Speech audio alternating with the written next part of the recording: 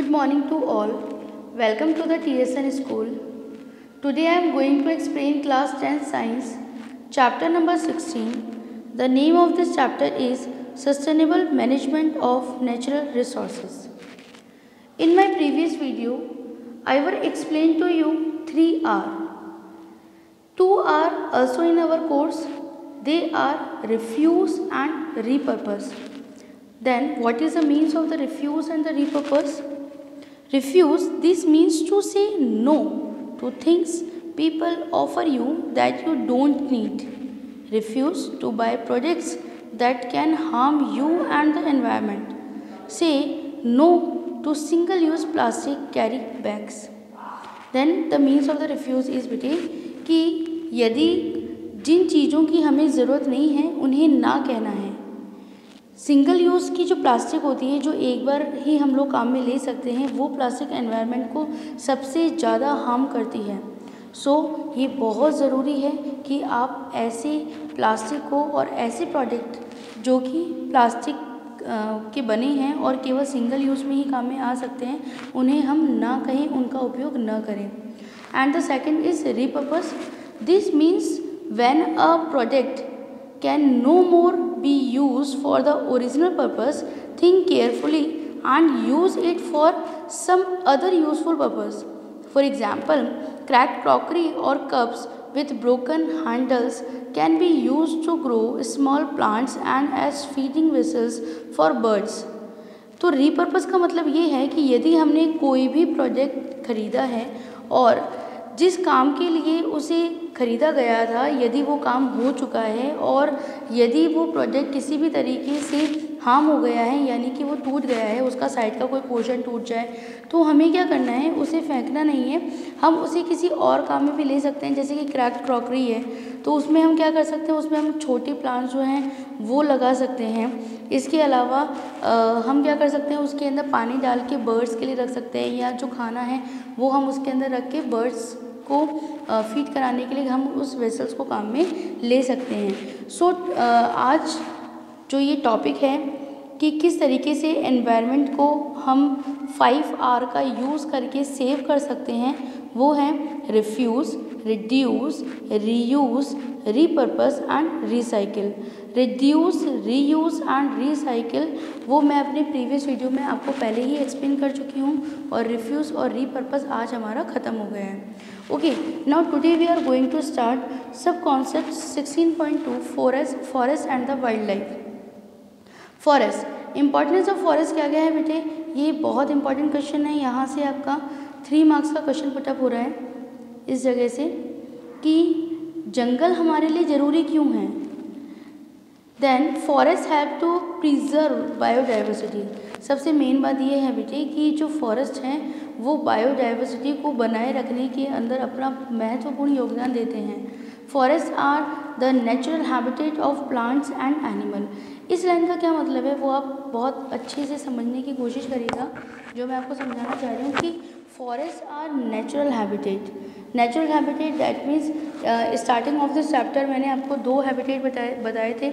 एक तो वो जो कि ह्यूमन मेड होगा जिसके अंदर व्यक्ति खुद एक सेटअप तैयार करता है, एक हैबिटेट वो खुद बनाता है, जैसे कि पार्क हो गया या इसके अलावा और क्या हो सकता है, यस क्रॉप फील्ड हो गया। तो इसके अंदर क्या है, हम हमारी मन मर्जी के जो प्लांट हैं वो लगाते हैं, ये सेटअप हम करते हैं। लेकिन फॉरेस्ट में क्या होता है बेटे, वहाँ पर प्लांट्स जो लगे हैं वो कोई लगाने के लिए नहीं गया है ना, वो एक प्राकृतिक हैबिटेट है जो कि प्रकृति ने खुद ही तैयार किया गया है। तो वहाँ पर जो प्लांट्स लगेंगे और जो एनिमल्स वहाँ पर रह रहे हैं वहाँ पर ह्यूमन बीइंग का कोई भी कंट्रीब्यूशन नहीं है। ओके, तो इसीलिए बायोडाइवर्सिटी को बनाए रखने के अंदर फॉरेस्ट का, जंगलों का बहुत ही महत्वपूर्ण रोल होता है। Forest provide timber, would, fuel and medicines, food etcetera. तो हमें जंगलों से क्या मिलता है बेटे, हमें जंगलों से लकड़ी मिलती है, इमारती लकड़ी मिलती है, इसके अलावा हमें शहद मिलता है और इसके अलावा जड़ी बूटियाँ मिलती हैं। तो ये सब कौन दे रहा है, ये सब फॉरेस्ट हमें दे रहे हैं। इसके अलावा forest help to maintain ecological balance. Forest help to control climate and rainfall, forest help to prevent soil erosion and the control floods. तो इस तरीके से जंगल हमें जंगल मृदा अपरदन से भी प्रकृति को बचाते हैं। इसके अलावा वो बाढ़ को आने से भी रोकते हैं, क्योंकि उनकी जो रूट होती है वो क्या करती है, मिट्टी के कणों को बांध कर रखती है, जिसकी वजह से फ्लूड्स नहीं आ सकता। इसके अलावा forest have to control climate and rainfall. जो फॉरेस्ट होते हैं वो मौसम को कंट्रोल करने में, क्लाइमेट को बनाए रखने में और बारिश करवाने में बहुत ही महत्वपूर्ण योगदान देते हैं। तो ये तो हम लोगों ने लोअर क्लासेस के अंदर स्टडी किया है, 9th क्लास में भी स्टडी किया है कि रेनफॉल किस तरीके से होती है। ओके, नाउ नेक्स्ट है forest have to maintain the oxygen and the carbon dioxide balance in the nature. ये तो हम बहुत अच्छे तरीके से समझ सकते हैं कि जो जंगल होते हैं वो ऑक्सीजन और कार्बन डाइऑक्साइड के बैलेंस को बनाए रखते हैं। इसके अलावा है स्टेक होल्डर्स ऑफ फॉरेस्ट। ये मान लीजिए कि लास्ट 3 to 4 ईयर्स से ये क्वेश्चंस कंटिन्यू आ रहा है और ये बहुत ही इंपॉर्टेंट है कि स्टेक होल्डर कौन होते हैं। पहली बात तो स्टेक होल्डर कौन होते हैं, तो people who are associated with forest directly और इनडायरेक्टली। वो व्यक्ति जो कि अपने जीवन के लिए डायरेक्ट या इनडायरेक्ट रूप से जंगलों पर निर्भर हैं, है ना, उन्हें हम क्या कहते हैं, स्टेक होल्डर्स कहते हैं। People living in the around forest depend on forest for their livelihood. ये अपने जीवन के लिए जंगलों के ऊपर डिपेंड है, फॉरेस्ट पर डिपेंड है। Industrialisations that use the raw material from forest for manufacturing paper, medicine, furniture etcetera. उन व्यक्तियों के अलावा ऐसे लोग जिन्होंने जिनके कल कारखानों के अंदर, जिनके इंडस्ट्रियल वर्क के अंदर उन्हें जंगल से प्राप्त होने वाले पेपर, मेडिसिन्स, फर्नीचर इनकी ज़रूरत है, तो वो भी स्टेक होल्डर्स कहलाएंगे। इसके अलावा forest department of the government who owns the forest and the control the resources from the forest. इसके अलावा जो फॉरेस्ट डिपार्टमेंट होता है जो कि जंगल से प्राप्त होने वाले जिसका कि जंगल से प्राप्त होने वाले जितने भी प्रोजेक्ट हैं उनके ऊपर एकाधिकरण होता है, वो भी स्टेक होल्डर्स कहे जाते हैं। इसके अलावा nature and wildlife organisation who want to conserve and preserve forest. इसके अलावा नेचर और वाइल्ड लाइफ ऑर्गेनाइजेशन जो है वो भी स्टेक होल्डर कहलाती है। इसके अलावा कंजर्वेशन ऑफ फॉरेस्ट, हम जंगल को किस तरीके से बचा सकते हैं, ये तो आप बहुत अच्छे तरीके से जानते हैं बेटे कि जो मानव है वो अपने लालच के लिए, अपनी ज़रूरतों को पूरा करने के लिए अंधाधुंध रूप से जंगल को काटता जा रहा है ना। फॉरेस्ट जो है वो पहले की तुलना में बहुत कम हो चुके हैं और अभी रिसेंटली आपने देखा होगा कि जो अमेज़न की जो फॉरेस्ट थे उनके अंदर जो आग लग गई थी वो कितने टाइम तक चलता रहा, कितने मंथ तक वो चलता रहा और कितने ही जो जंगली जानवर थे, वाइल्ड लाइफ एनिमल, जो वाइल्ड एनिमल्स थे उनकी कितने बड़े नंबर के अंदर उनकी डेथ हुई है ना। तो ये सब होने की वजह से क्या हो रहा है कि जंगल और जो वाइल्ड लाइफ है वो कहीं ना कहीं डिस्टर्ब हो ही रही है। तो हम अपना किस तरीके से योगदान कर सकते हैं, हम किस तरीके से जंगल को बचा सकते हैं। तो फर्स्ट है आपका कि प्लांटिंग ऑफ मोर ट्रीज। जितना ज़्यादा आप अफोर्ड कर सकें, जितना ज़्यादा आप प्लांट्स लगा सकें उतने ज़्यादा आप प्लांट्स लगाएं। प्रिवेंटिंग और रिड्यूसिंग डिफॉरेस्टेशन। इसके अलावा अगर आपको ऐसा लगता है कि कोई व्यक्ति अपने स्वार्थ के लिए अंधाधुंध रूप से पेड़ों को काट रहा है तो हमें उन्हें रोकना है ना। इसके लिए आप गवर्नमेंट की हेल्प ले सकते हैं। तो प्रिजर्वेटिंग of reduce and the deforestation. Next है कंजर्वेशन ऑफ फॉरेस्ट। इसके अलावा और क्या हम लोग अप्लाई कर सकते हैं और क्या काम हम कर सकते हैं। इसके अलावा preventing overgrazing by cattle, by setting up wildlife sanctuaries, national park and the biosphere reserve etcetera. इसके अलावा आप जो गवर्नमेंट है हमारी वो वाइल्ड लाइफ सेंचुरीज बना सकती हैं, नेशनल पार्क्स बना सकते हैं और बायोस्फीयर रिजर्व्स बना सकते हैं। तो इस तरह से भी हम फॉरेस्ट लाइफ को बचा सकते हैं। ये सब क्या होते हैं बेटे, wild life sanctuaries, national park and the biosphere reserve.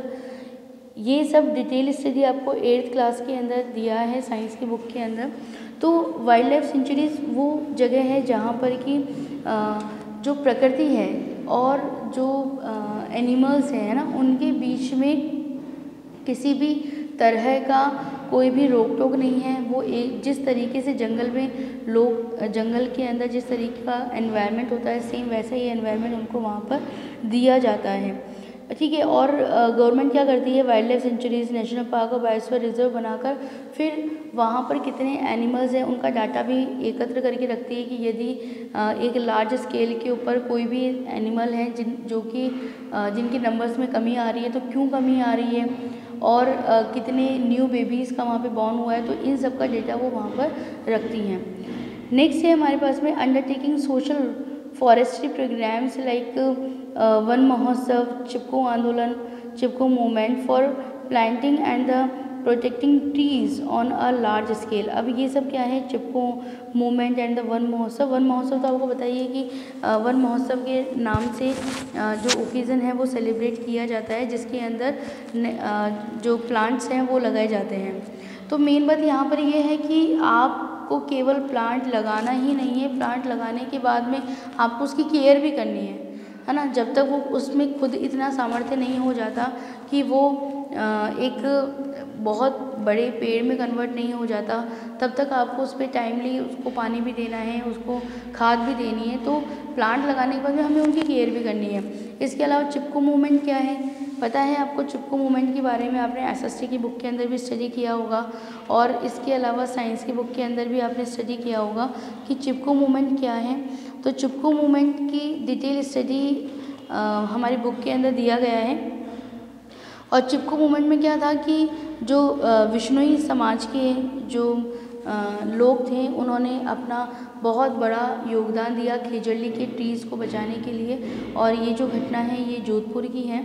Jodhpur के अंदर जोधपुर के आगे जो ग्राम है वहाँ की बात है। और क्या हुआ था कि जब राजा ने आदेश दिया कि आपको वहाँ पे जाके अपने मतलब वर्कर्स को कि एक बहुत बड़े पैमाने के ऊपर उन्हें पेड़ काटने का आदेश दिया, तो उस गांव के जो लोग थे उन्होंने क्या करा, खुद एक एक पेड़ से वो जाके चिपक गए और उन्हें काटने के लिए मना करा। लेकिन जो राजा के जो वर्कर थे, जो सिपाही थे, उन्होंने क्या करा कि पेड़ के साथ में ही उन व्यक्तियों को भी काटना शुरू कर दिया। तो ये एक बहुत बड़ा मोमेंट था। उसके बाद में राजा को रियलाइज़ हुआ कि उसने क्या करा है। तो उसके बाद वहाँ पे आज के टाइम में भी जो खेजड़ली का जो ट्री है उसे काटना आज भी बैन है। इसके अलावा वहाँ पर फिर प्लांटेशन वगैरह भी किया गया। तो ये जो मूवमेंट है वो इसीलिए इतना ज़्यादा हम लोग स्टडी करते हैं कि प्लांट्स को बचाने के लिए लोगों ने अपनी जान दे दी, अपने प्राणों की परवाह नहीं करी। तो इस तरीके के जो मूवमेंट हैं और प्लांटिंग और प्रोटेक्टिंग ट्रीज़ है, तो ये हमें एक बहुत बड़े पैमाने के ऊपर किया जाना बहुत ज़रूरी है जंगल को बचाने के लिए। इसके अलावा नेक्स्ट है हमारे पास में wildlife, importance of the wildlife दी गई है कि wildlife helps to preserve biodiversity, wildlife helps to maintain food chain and the food web, we get useful products from the wildlife like food, medicines, leather, bones, honey, lake, etc. Conservation of wildlife, preserving the natural habitat of the animals, banning poaching of the animals, उनका अंधाधुन शिकार नहीं करना है animals का। इसके अलावा protecting Anders species of the animals, setting up of wild life sanctuaries, national parks, biosphere reserve. इसके अलावा ऐसी जातियाँ जो कि अब विलुप्त होने के कगार पर हैं, हमें उन्हें भी बचाना है। तो उसके लिए जो प्रोग्राम चलाए जा रहे हैं हमें उसके अंदर अपना पूर्णतः योगदान देना चाहिए। तो आज के टॉपिक के अंदर हम लोगों ने स्टडी किया 5R। इसके बाद में किस तरीके से फॉरेस्ट हमारे लिए कैसी इम्पोर्टेंसी रखते हैं और हमें उन्हें क्यों बचाना चाहिए और कैसे बचाना चाहिए। इसके अलावा फिर हम लोगों ने स्टडी किया वाइल्ड लाइफ सेंचुरीज़ के बारे में और जो वाइल्ड एनिमल्स हैं उनके बारे में कि हमें उन्हें किस तरीके से बचाना चाहिए और किस तरीके से हम इस हैबिटेट को बनाए रखने में अपना योगदान दे सकते हैं। आई होप कि आज का टॉपिक आपको बहुत अच्छे से समझ में आया होगा। थैंक यू वेरी मच बेटे।